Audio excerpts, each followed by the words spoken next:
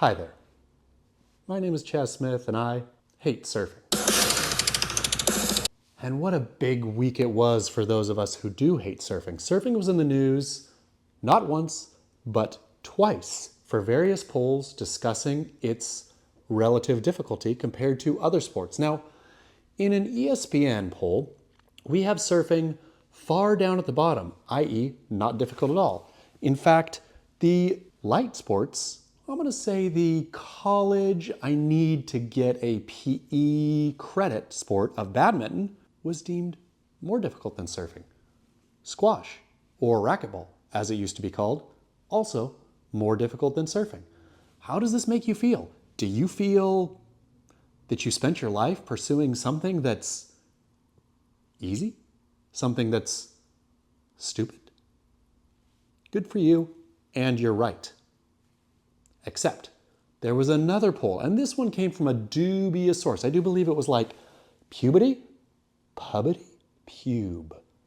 Nobody likes the sound of that, but this source had surfing vying with, I can't remember anymore, but something to be the most difficult sport of all. Now, in this one, we have Kelly Slater himself weighing in, greatest to ever do it, 11-time world champion, currently 55 years old, still near the top of his game, even though he will never, ever, ever, mark my words, never win a professional surfing heat again. That aside, Kelly Slater came swinging into the debate.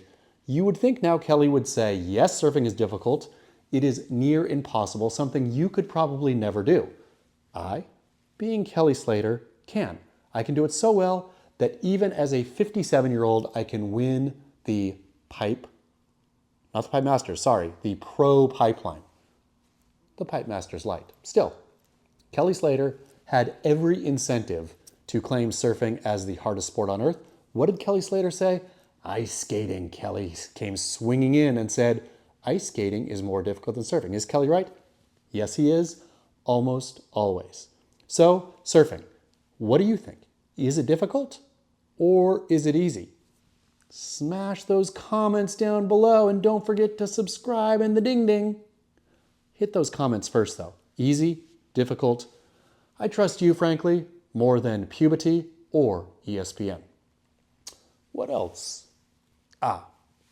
We have the world's greatest small wave surfer, Filipe Toledo, and his neat little belly, coming out of retirement. Who now could forget that Filipe Toledo shocked the world, I think it was like 2 weeks ago, maybe 3 weeks ago. So, setting the stage, in case you have not been around, in case you've been living under the proverbial rock, Filipe Toledo, he came into the Pipe Masters. Again, sorry, not the Pipe Masters. This time the Lexus Pipe Pro. Now, Filipe Toledo paddled out that first day, his first heat, feeling off maybe, feeling a little funky in his neat little belly. And what happened? Well, he got a score of 1.77, while lesser knowns surfed circles around him. Directly after that, he was sent to the elimination round, but he did not compete. No, he did not, because food poisoning got him, of course. Food poisoning pulled Filipe Toledo from the event.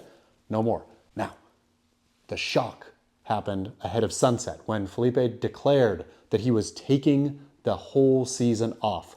Mental health break.